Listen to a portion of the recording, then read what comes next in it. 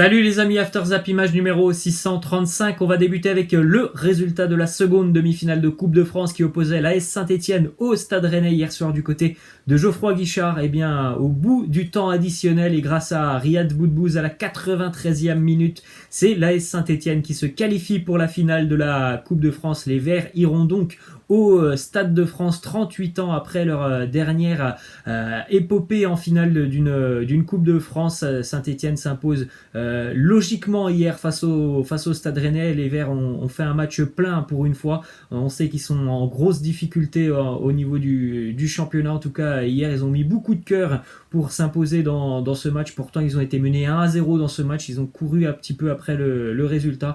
Mais voilà, ils ont fait preuve de très grosses ressources pour s'imposer, les Stéphanois. Je pense que ça peut vraiment leur donner du baume au cœur pour aller chercher ce maintien en Ligue 1. Petite photo assez sympa hier qu'on a vu du côté de Geoffroy Guichard. Le stade était quasiment plein. Et puis aussi une image assez sympa, cet envahissement de terrain à la fin de match.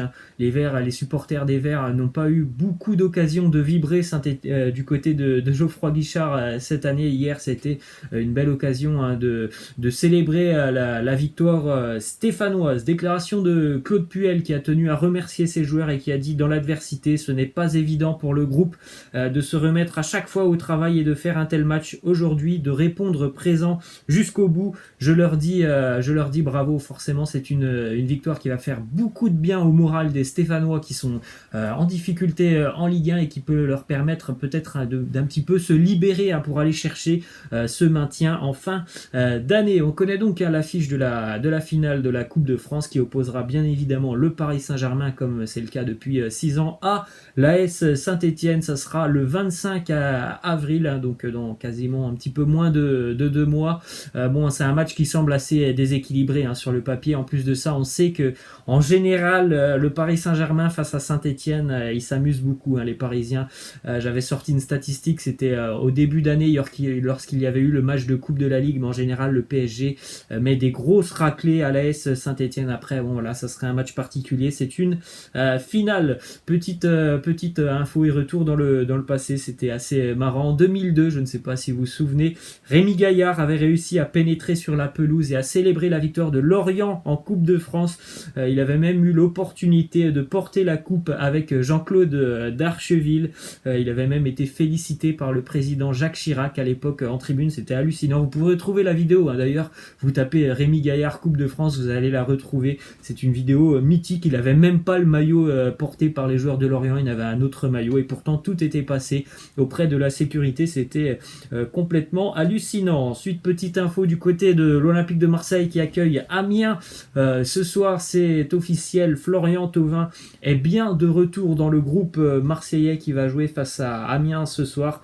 Regardez le groupe phocéen pour la réception des Picards ce soir. Et puis, retour pour Thauvin qui, bien évidemment, je pense, à 99,9% sera remplaçant. J'espère qu'il aura peut-être un petit peu de temps de jeu en seconde mi-temps. Si tout se passe bien pour l'OM, je pense qu'il pourra avoir un petit peu de temps de jeu. On rappelle que Thauvin, pour le moment, n'a joué qu'un match cette saison et qu'il n'a plus été sur un terrain depuis le 1er septembre, quasiment 7 mois d'absence pour Flo Thauvin. Une déclaration d'ailleurs de Benedetto sur le retour de Thauvin. Il nous dit: c'est un joueur avec qui j'ai pu jouer 1 ou 2 matchs. C'est un joueur très important. Il peut nous apporter du football. Il cherche toujours à jouer avec le numéro 9. J'espère qu'il sera remis le plus vite possible. Après, forcément, une longue absence de 7 mois comme celle de Florian Thauvin, on peut se dire que ça va peut-être prendre un petit peu de temps avant de revoir un Florian Thauvin réellement à 100% de ses capacités. Ensuite, une petite déclaration d'un ex-joueur du Stade Rennais qui avait refusé de rejoindre le Barça en 2017. C'est Ismail Assar qui a fait beaucoup de mal à Liverpool le week-end dernier. Il nous dit: c'est vrai que j'ai refusé d'aller au Barça et que j'ai choisi le Stade Rennais tout simplement parce que je ne voulais pas m'asseoir sur le banc du côté du Barça ou même aller en équipe B. Je voulais jouer. C'est pour ça que j'ai choisi Rennes. Je pense que c'était la meilleure solution pour lui, comme beaucoup d'autres joueurs. Il y a beaucoup de joueurs qui pourraient partir au Barça alors qu'ils ont 16 ou 17 ans et qui font finalement le choix d'aller jouer dans une autre équipe où ils auront forcément beaucoup plus de temps de jeu que du côté du Barça. Ensuite, une info du côté du Paris Saint-Germain: le sort de Thomas Tuchel serait d'ores et déjà réglé. D'après Paris United, l'été prochain, Thomas Tuchel quittera le club de la capitale. Voilà, il y a eu pas mal de tensions entre Tuchel et notamment Leonardo dernièrement, et puis Leonardo n'a jamais été convaincu par Thomas Tuchel, donc peu importe finalement le résultat du Paris Saint-Germain en Ligue des Champions, hein, normalement Thomas Tuchel ne sera plus l'entraîneur parisien l'été prochain. Paris United, c'est quand même un site qui a assez bien renseigné en général sur le Paris Saint-Germain. C'est d'ailleurs eux qui avaient annoncé l'arrivée de Neymar. Ensuite, quelques infos outre-Manche avec le 3e but pour Odion Ighalo depuis son arrivée du côté de Manchester United. Hier, il a marqué un doublé en Coupe d'Angleterre du côté de Derby pour assurer la qualification de Manchester United qui s'impose 3-0. D'ailleurs, les 2 matchs où il a été titulaire depuis son arrivée, Odion Ighalo, à chaque fois, il a marqué. Ensuite, une info qui concerne Harry Kane, une info un petit peu surprenante qui est sortie hier. Harry Kane n'aurait pas l'intention de prolonger son contrat avec Tottenham, et Harry Kane se demanderait même s'il ne faudrait pas quitter les Spurs dès l'été prochain. Alors, il y a déjà un club qui est très intéressé, c'est Manchester United. Ensuite, une info qui concerne Willian, l'ailier brésilien de Chelsea, qui a annoncé avoir refusé une offre de prolongation des Blues de Chelsea, puisque Chelsea lui a offert 2 ans de contrat. Lui, il voulait 3 ans, donc pour le moment, pas de prolongation de contrat de Willian avec les Blues. Ensuite, petite info qui concerne Lucas Torreira, le joueur de Chelsea qui malheureusement s'est fracturé la cheville en début de semaine en Coupe d'Angleterre. C'était du côté de Portsmouth.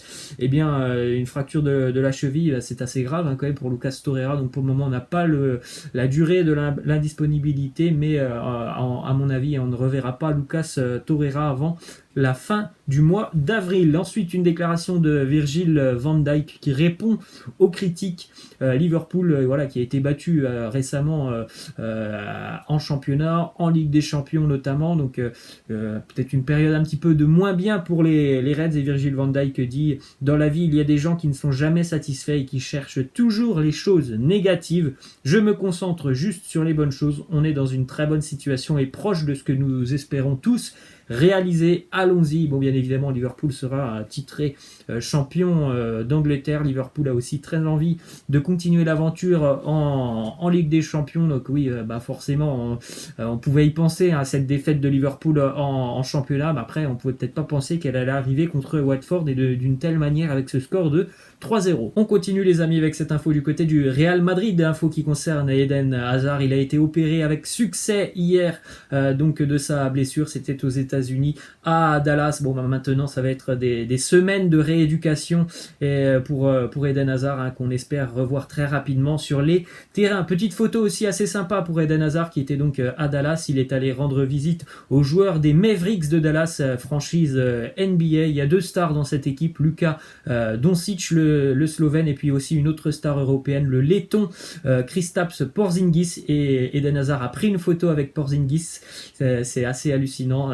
Eden Hazard qui mesure 1m75, Kristaps Porzingis qui mesure 2m21. C'est incroyable cette photo. On continue les amis avec cette info qui concerne la Coupe du Roi en Espagne. La finale est connue, ça sera une finale 100% basque, un gros derby du Pays Basque entre la Real Sociedad et l'Athletic Bilbao. Bilbao hier est allé chercher le but important à l'extérieur du côté de Grenade et se qualifie donc pour la finale. Ensuite, quelques infos du côté de la Juventus. Zinedine Zidane qui parle de son époque à Turin. Il nous dit: à la Juve, j'ai appris que perdre est une honte, j'ai appris à gagner et que pour réussir, il faut avoir la volonté de tout donner. Très belle déclaration de Zinedine Zidane. Ensuite, petite info sur le match entre la Juve et l'Inter, le match qui avait été reporté dimanche dernier, qui avait été reporté au mois de mai. Et bien finalement, alors j'ai pas forcément les raisons, finalement il va se jouer ce dimanche, ce match à 20h45, et il sera toujours à huis clos. C'est assez surprenant de l'avoir repoussé, ce match qui sera quand même à huis clos ce week-end. On continue avec une déclaration de Momo Sissoko qui nous dit: je pense que Pogba reviendra à Turin.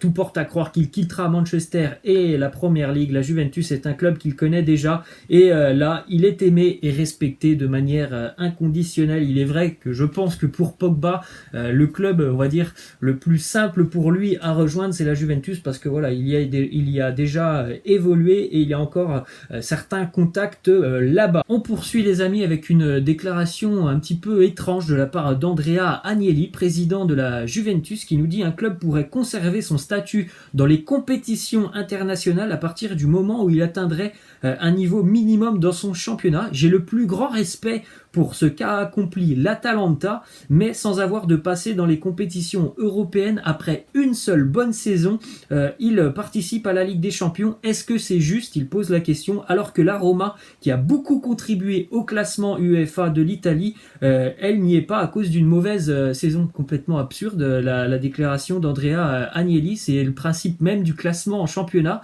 Si tu es classé mieux qu'une autre équipe, forcément tu as plus de chances d'être en Ligue des Champions. C'est le cas en Italie, il faut être dans les 4 premiers, peu importe si la Roma est une plus grande équipe en Italie que l'Atalanta, on n'y peut rien. L'Atalanta a fait une saison exceptionnelle l'année dernière et a mérité sa qualification en Ligue des Champions. J'ai rarement vu une déclaration d'une telle bêtise. Ensuite, on termine avec cette info qui concerne Ronaldinho et son frère qui ont été arrêtés au Paraguay avec 2 faux passeports affirmant qu'ils avaient la nationalité paraguayenne. Assez surprenant aussi cette info. Voilà les amis, c'est la fin, je vous laisse, je vous dis à la prochaine, ciao.